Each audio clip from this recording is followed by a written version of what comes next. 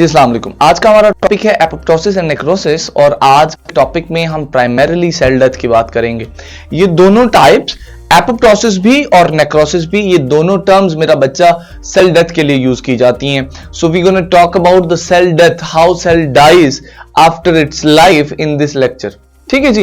तो आज के लेक्चर में we gonna start from the apoptosis. पहले हम एपोप्टोसिस की कॉजेज पढ़ेंगे, उसमें कौन कौन से इवेंट्स होते हैं, उन इवेंट्स को एड्रेस करेंगे and after that we gonna move on towards the necrosis. और नेक्रोसिस में भी similarly we gonna talk about the causes, कौन कौन सी वजूहात हैं जिसकी बुनियाद पे नेक्रोसिस, एक्चुअली नेक्रोसिस का प्रोसेस होता है सेल्स में और इसका ओवरऑल प्रोसेस क्या है। This is what we are also gonna talk about in this lecture. चलिए let's start addressing the apoptosis very first of all.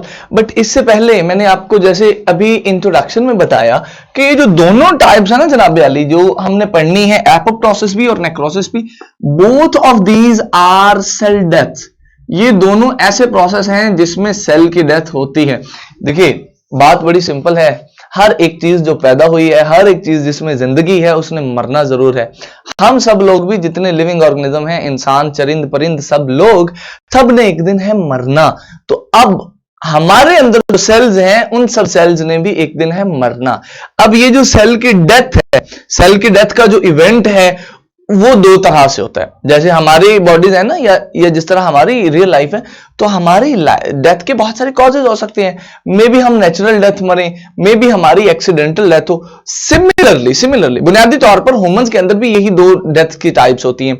या कोई बंदा नेचुरली मरता है, अपनी जिंदगी गुजारी 50, 60, 70, 80, 90 साल और उसके बाद उसकी नेचुरल डेथ हो गई, या फिर कोई ना कोई एक्सीडेंट होगा या कोई ना कोई बीमारी होगी और वो बीमारी की वजह से मर जाएगा। सो इस तरह के डेथ को हम बोलेंगे accidental death. Now this is what apoptosis and necrosis actually is. Apoptosis और नेक्रोसिस भी सेल डेथ की टाइप्स हैं, बट इनके मॉड्यूल में फर्क है। जो मॉड्यूल में क्या फर्क है वही हमने स्टूडेंट्स इस लेक्चर में पढ़ना है। सो पहली चीज आपको ये याद रखनी है कि दोनों चीजें both are the type of cell death. ठीक हो गया जी। अब आज जरा एपोप्टोसिस की बात करते हैं कि एपोप्टोसिस क्या है। एपोप्टोसिस के बारे में हम सबसे पहली बात ये करते होते हैं बेटा कि this is actually programmed death. ये ऐसी डेथ है जो प्रोग्राम्ड है, जो तय है। इस डेथ के बारे में पहले से ही डिसाइड कर लिया गया है। मिसाल के तौर पर हमारी बॉडी में एक सेल है, फर्ज कर ले उंगली में, कान में, नाक में, कहीं भी। उस सेल के बारे में अगर बॉडी पहले ही डिसाइड कर ले कि इसको इस दिन हमने खत्म करना है, that will be apoptosis, right. अब आ जाइए जरा कि एपोप्टोसिस होती क्यों है। मैंने इसका प्रोसेस भी आपको समझाना है, बट वो थोड़ा सा लेटर ऑन हम डिस्कस करेंगे। पहले मैं ये चाहता हूं कि हम इसकी कॉजेज वगैरह को एड्रेस करें। तो if we talk about the causes of the apoptosis, तो जनाब दो मेन कॉजेज हैं, दो मेजर कॉजेज हैं that are enlisted in your book. एक कॉज तो ये है मेरा बच्चा कि अगर सेल डैमेज हो गया,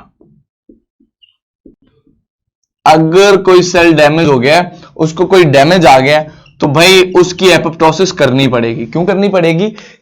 आपने सुना होगा एक गंदा अंडा पूरी की पूरी बास्केट खराब कर देता है। तो अब अगर आपके सेल्स में कोई गंदा अंडा आ गया, आपके सेल्स में से कोई एक सेल डैमेज हो गया है, तो what you will have to do, आपको उसको रिमूव करना होगा ताकि वो बाकी सेल्स को डैमेज ना करे।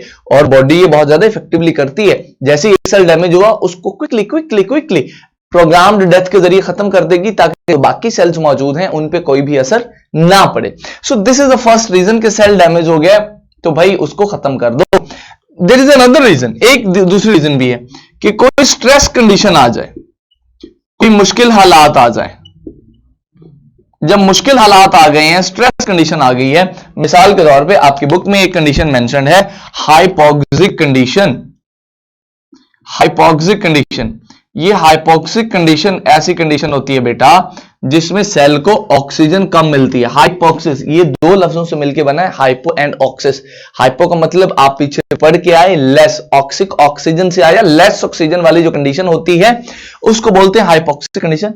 हाइपोक्सिक कंडीशन में भी सेल बॉडी अपने सेल्स को मार देती है। अच्छा, ये स्ट्रेस चाहे हाइपोक्सिक हो या चाहे कोई और, इसमें सेल्स को मारने की, सेल्स की डेथ की वजह क्या? देखिए जितने ज्यादा सेल्स होंगे उतनी ज्यादा उनको डाइट, उतना ही ज्यादा उनको ऑक्सीजन चाहिए होगी।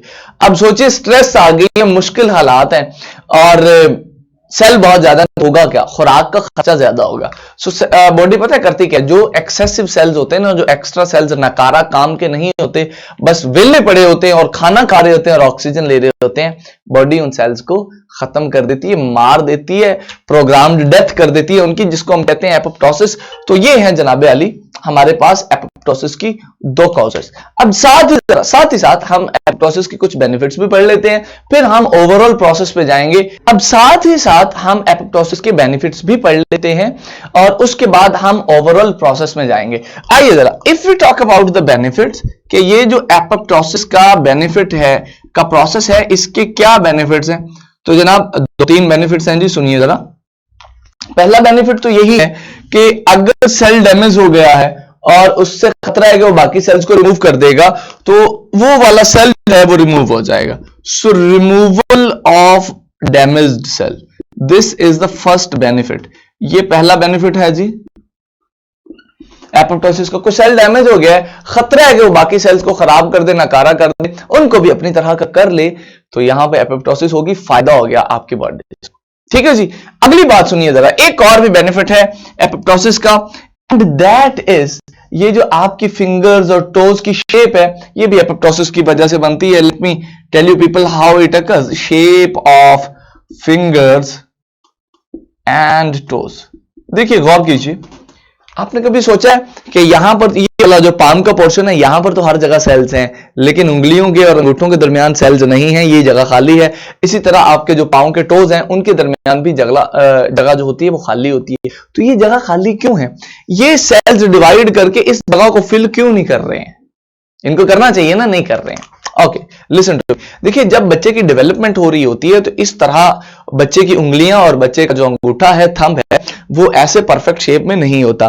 पहले बच्चे का हाथ यूं इकट्ठा ही होता है, फिर आहिस्ता आहिस्ता उंगलियां यूं निकलती हैं, फिर छोटा सा अंगूठा निकलता है, फिर इन उंगलियों के दरमियान वाली जो जगह है वो खाली होना शुरू होती है। अंगूठे और उंगली के दरमियान वाली जो जगह है वो खाली होना शुरू होती है। और पता है कैसे होती है? Because of the apoptosis. यहां पर दरमियान में जो मौजूद सेल्स होते हैं, उनकी प्रोग्राम्ड डेथ की जाती है, उनको मारा जाता है, खत्म किया जाता है। जब वो खत्म होते हैं तो यहां पे स्पेस क्रिएट हो जाती है, आपकी उंगलियां अलग-अलग हो जाती हैं। नाउ इमेजिन एपोप्टोसिस होती ना, आपकी उंगलियां अलग होती ना, बहुत सारे काम आप नहीं कर सकते थे। Last but not the least about the apoptosis is it's process. अब आइए जरा इसका प्रोसेस समझते हैं। आइए जी, अब जरा इसका प्रोसेस समझते हैं। देखिए होता क्या है, बड़ी सिंपल सी बात है। एक सेल है, जब उसने खत्म होना है तो वो छोटे छोटे टुकड़ों में हो जाएगा डिवाइड। अब एक टुकड़े कैसे बनेंगे ये भी मैं आपको समझाता हूं। अभी बस आप ये समझिए कि छोटे छोटे टुकड़ों में हो जाता है डिवाइड। इतना बड़ा सेल था, इतने इतने टुकड़े बन गए, डिवाइड हो गया, अलग-अलग हो गया। अब पता क्या होगा? आजू बाजू के जो सेल हैं, आसपास के जो सेल हैं, जो सराउंडिंग सेल्स हैं, वो इन छोटे छोटे टुकड़ों को, इन छोटे छोटे पार्ट्स को खा जाएंगे। छोटे छोटे पार्ट्स बन गए, इन एपोप्टोटिक बॉडीज कहते हैं। कब कहते हैं मैं ये भी बताता हूं। यहां पर आपने ये समझना है कि एपोप्टोसिस एक ऐसा प्रोसेस है जिसमें एक सेल होता है, वो अपने छोटे छोटे पार्ट्स में डिवाइड हो जाता है, टुकड़े टुकड़े हो जाते हैं उसके, और वो टुकड़े उसके अपने दोस्त ही, अपने मोहल्ले वाले ही, हमसाए वाले सेल्स ही खा लेते हैं। ये भी एक बॉडी का तरीकाकार है कि जो सेल नकारा होता है, खत्म होता है, उसके जो छोटे छोटे पार्ट्स होते हैं वो साथ वाले सराउंडिंग सेल्स इस तरह करके खा लेते हैं। ठीक हो गया जी। आइए जरा प्रोसेसेस के अंदर कुछ की पॉइंट्स को, कुछ की टर्म्स को कर लेते हैं डिस्कस। अच्छा जी, प्रोसेस ऑफ एपोप्टोसिस। अब यहां पर सबसे पहले याद रखिएगा, यहां पर भी आपको अभी फील हो रहा होगा ये एनिमेशन बार बार चल रही है, बार बार चल रही है। तो सबसे पहले ना जो साइटोस्केलेटन है सेल का, वो टूटता है। यहां पर अभी आपको साइटोस्केलेटन के ब्रेक होने की वजह से सेल की शेप डी शेप होती नजर आएगी। अब यहां पे देखिए, ठीक है जी। तो सबसे पहले ड्यूरिंग एपोप्टोसिस सेल का साइटोस्केलेटन ब्रेक डाउन कर जाता है। साइटोस्केलेटन ब्रेक करते हैं, उसके बाद सेल का जो न्यूक्लियस है, न्यूक्लियर इन्वेलप खत्म होता है। ध्यान से देखिएगा, यहां पर दोबारा से अभी फौरन से न्यूक्लियस जो है, न्यूक्लियर इन्वेलप जो है, वो आहिस्ता आहिस्ता आहिस्ता आहिस्ता खत्म हो जाएगा जब ये बॉडीज बनना शुरू होगी। साइटोस्केलेटन ब्रेक्स, न्यूक्लियर इन्वेलप जो है डिसअपीयर्स, ये खत्म हो जाता है। और जो आपकी गोल्जी है, जो गोल्जी apparatus है,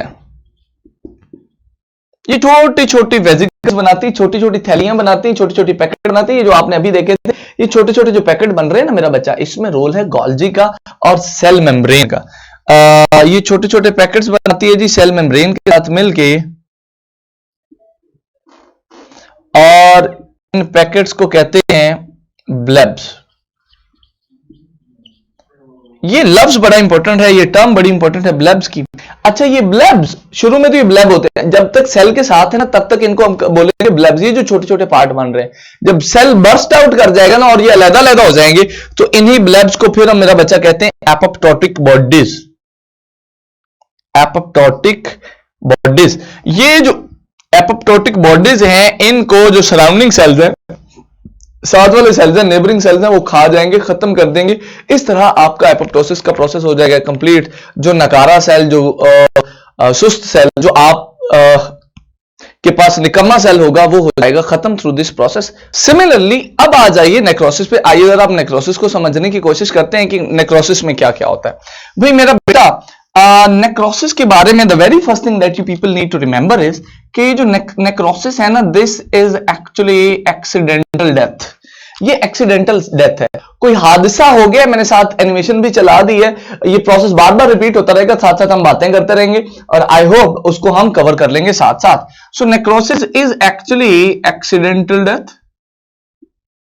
ये ऐसी डेथ है जो किसी एक्सीडेंट के नतीजे में होती है, यानी इस केस में ना बॉडी सेल को मारना चाहती नहीं है, सेल की डेथ एक्सीडेंटली होगी। एक्सीडेंटल का मतलब है यानी बॉडी इस सेल को मारना नहीं चाह रही है, खुद ब खुद ही सेल की डेथ हो गई है किसी हादसे के नतीजे में। So if you talk about the causes कि जी क्या कॉजेज हो सकती हैं जी नेक्रोसिस की, तो भाई कोई हादसा हो गया, कोई एक्सीडेंट हो गया, कोई चोट लग गई ना, कोई चोट लग गई, नेक्रोसिस हो जाएगी। अभी कैसे होगी मैं बताता हूं। अभी कैंसर हो गया भाई, कैंसर के नतीजे में नेक्रोसिस हो जाएगी। जब कैंसर होगा, कैंसर के नतीजे में नेक्रोसिस हो जाएगी। इसी तरह अगर आप ये कहें कि कोई इंफेक्शन हो गया जी बॉडी में, इंफेक्शन की वजह से सेल्स मरने शुरू हो जाएंगे, इंफेक्शन की वजह से सेल्स की डेथ होना शुरू हो जाएगी मेरा बच्चा, और हम बोलेंगे कि भाई अब हो गई है नेक्रोसिस। अब इन कॉजेज की वजह से नेक्रोसिस कैसे होती है, देखिए मिसाल के तौर पे आप जा रहे थे कहीं, अल्लाह ना करे, और आपकी उंगली पे लग गई चोट, तो जब चोट लगेगी तो चोट वाले हिस्से में जितने सेल्स होंगे ना उनकी इमीडिएट डेथ हो जाएगी और उसको बोलेंगे हम नेक्रोसिस। इसी तरह आपकी बॉडी में कोई इंफेक्शियस पार्टिकल आया और उसने आपकी बॉडी को नुकसान पहुंचाना शुरू कर दिया, हम बोलेंगे कि ये जिन सेल्स को मार रहा है उन सेल्स की डेथ नेक्रोसिस से हो रही है। कैंसर की मिसाल ले लेते हैं, ठीक है जी। कैंसेरियस सेल्स होते हैं, हम पीछे पढ़ के आए हैं, मैलिग्नेंट ट्यूमर्स, बिनाइन ट्यूमर्स। जो मैलिग्नेंट ट्यूमर्स होते हैं वो जाके बाकी सेल्स को भी डिस्टर्ब करते हैं। तो मिसाल के तौर पे एक कैंसेरियस सेल है और वो सेहतमंद सेल्स के पास गया है और उसने जाके उन सेहतमंद सेल्स को डैमेज कर दिया है, तो हम बोलेंगे ये हो गई है नेक्रोसिस। ठीक हो गया जी। अब आ जाइए जरा इसके प्रोसेस की तरफ। इसका फायदा फुयदा कोई नहीं होता, नुकसान ही होता है। बीमारी आती है, एक्सीडेंट होता है, सेल्स की डेथ हो जाती है, वो टिश्यू जहां पर सेल्स की डेथ होती है वो डैमेज हो जाता है, तो नुकसान ही है। आइए जरा अब इसके प्रोसेस की बात कर लेते हैं कि ये मेरा बच्चा होता कैसे है। अच्छा, इसमें नेक्रोसिस के केस में कोई उतनी ज्यादा सीक्वेंस नहीं है जितना यहां पर है। यहां पर तो पूरा सीक्वेंस है, पहले साइटोस्केलेटन ब्रेक होगा, फिर न्यूक्लियर एनवेलप ब्रेक होगा, फिर जो है गोल्जी पैकेट्स बनाएगा, एक पूरा सीक्वेंस है। But overhead there is no sequence, कोई सीक्वेंस वाला चक्कर ही नहीं है। यहां हम इसके बारे में एक बात करते होते हैं, हम कहते होते हैं भाई ये जो नेक्रोसिस है ना, it is less sequential than apoptosis. ये एपोप्टोसिस की निस्बत कम सीक्वेंशियल है, यहां पर सीक्वेंस कम होता है इवेंट्स का। यहां पर ये जरा मैं आपको समझाने की कोशिश करता हूं होता क्या। देखो ये सेल है, सेल के अंदर आपको ना लाइट ग्रीन पैरेट कलर की ना कुछ स्ट्रक्चर नजर आ रही होंगी। अगर आप लोगों ने चैप्टर 4 अच्छी तरह पढ़ा है तो आई होप आपको पता होगा ये क्या है। ये है मेरा बेटा लाइसोसोम्स। अच्छा, नेक्रोसिस में होता क्या है कि जो इस प्लाज्मा मेम्ब्रेन के अंदर साइटोप्लाज्म में लाइसोसोम्स मौजूद होते हैं ना, आपको पता है कि उनके अंदर होते हैं digestive enzymes. I hope you people remember this concept of digestive enzymes. तो ये लाइसोसोम्स करते हैं ब्रेक, ठीक हो गया जी। ये लाइसोसोम्स करते हैं ब्रेक, इनमें से एंजाइम्स बाहर निकलते हैं और ये एंजाइम्स पूरे के पूरे सेल को खा जाते हैं। अब ध्यान से देखिए यहां पे हो क्या रहा है, यहां पे लाइसोसोम्स मूव कर रहे हैं और एकदम पूरा सेल फट जाता है, एकदम सेल के टुकड़े टुकड़े हो जाते हैं, यहां कोई इवेंट नहीं है। अब ये जो प्लाज्मा मेम्ब्रेन के बाहर आपको कुछ टुकड़े नजर आ रहे हैं, ये इसी सेल के हैं जो टूट गया है because of the necrosis. So lysosome breakdown होता है, लाइसोसोम टूटता है उसमें से डाइजेस्टिव एंजाइम बाहर आते हैं, they digest the parts of cells, ये सेल के पार्ट्स को डाइजेस्ट कर लेते हैं और सेल छोटे छोटे टुकड़ों में डेब्रिस में कन्वर्ट हो जाता है। अगेन ये छोटे छोटे टुकड़े फैल जाते हैं, जो सराउंडिंग सेल्स आसपास आजू बाजू में मौजूद होते हैं वो इन टुकड़ों को खा जाते हैं। ये था difference between apoptosis and necrosis. आपको डिफरेंस के हवाले से भी सवाल आ सकता है, सेपरेटली प्रोसेस के हवाले से भी सवाल आ सकता है। आपको मुझसे कोई सवाल हो तो as usual you can ask me over the portal, I will be there to reply you people. See you in the next class. अल्लाह हाफिज।